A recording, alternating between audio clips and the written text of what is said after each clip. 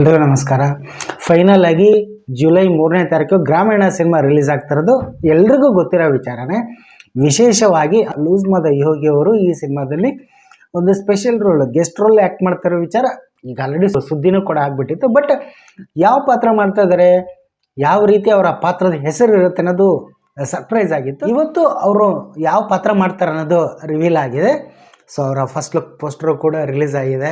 Cigarette ಎಲ್ಲ ಹಿಡ್ಕೊಂಡು ಗ್ರಾಮಾಯಣ ಕರೆಬೆಕ್ಕು ಅಂದರೆ ಲೂಸ್ ಮದ ಯೋಗಿ ಅವರು ಕರೆಬೆಕ್ಕು ಅನ್ನೋ ಒಂದು ಪಾತ್ರ ಮಾಡ್ತಾ ಇದ್ದಾರೆ.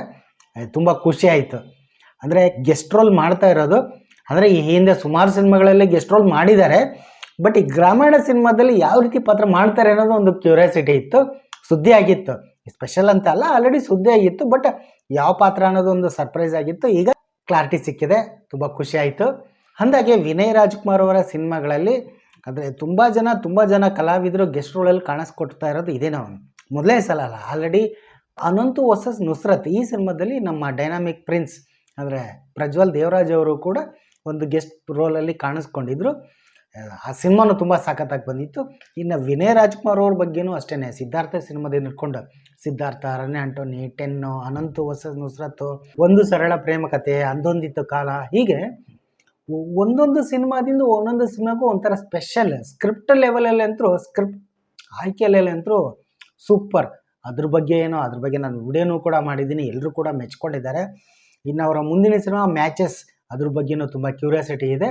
ಈಗ ಪೆಪ್ಪೆ ಸಿನಿಮಾದಲ್ಲೂ ಅಷ್ಟೇ ಎಷ್ಟು ಕಡಕ್ಕಾಗಿ ಆ್ಯಕ್ಟ್ ಮಾಡಿದ್ದಾರೆ. ಅದೇ ರೀತಿಯೇ ಇವಾಗ ಗ್ರಾಮೀಣದಲ್ಲಿ ಅದು ಹೆಸರು ನೋಡಿ, ಆ ನಾಯಕಿ ಹೆಸರುಗಳು ಒಂಥರ ಡಿಫ್ರೆಂಟ್ ಆಗಿವೆ. ಅಂದರೆ ಸಿಕ್ಸ್ತ್ ಸೆನ್ಸ್ ಸೀನಾ ಹೆಸರು ಎಷ್ಟು ಡಿಫ್ರೆಂಟ್ ಆಗಿದೆ ಅಲ್ವಾ. ನಾಯಕಿ ಮೇಘಾ ಶೆಟ್ಟಿ ಅವರ ಹೆಸರು ಕುಸುಮ, ಎಷ್ಟು ಅದ್ರ ಬಗ್ಗೆ ಒಂದು ಹಾಡು ಕೂಡ ಬಂದಿತ್ತು.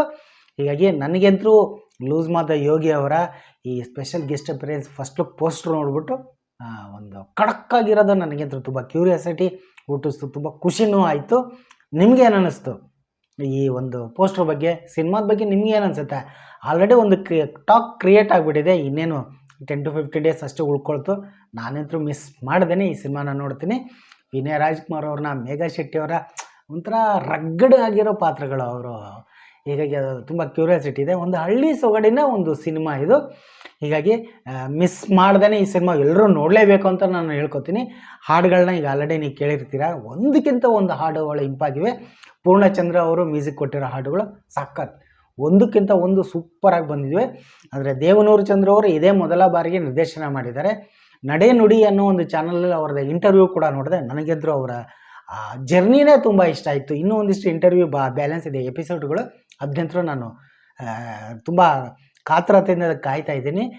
ಮೇಘಾ ಶೆಟ್ಟಿ ಅವರಂದ್ರೆ ಅವರ ಸಿನಿಮಾಗಳು ಅಷ್ಟೇ, ಅವರ ಸೀರಿಯಲಿಂದ ಬೆಳ್ಕೊಂಬಂದು ಏನೇನು ಸಿನಿಮಾಗಳನ್ನ ಮಾಡಿದ್ರು ತುಂಬ ಖುಷಿ ಆಗ್ತಾಯಿದೆ.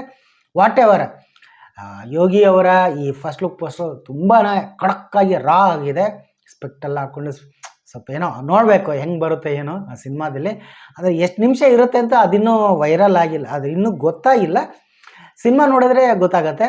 ಅಲ್ಲಿವರೆಗೂ ನಿಜವಾಗ್ಲೂ ಆ ಕ್ಯೂರಿಯಾಸಿಟಿಯಿಂದ ಕಾಯೋಣ. Waiting for Gramayana.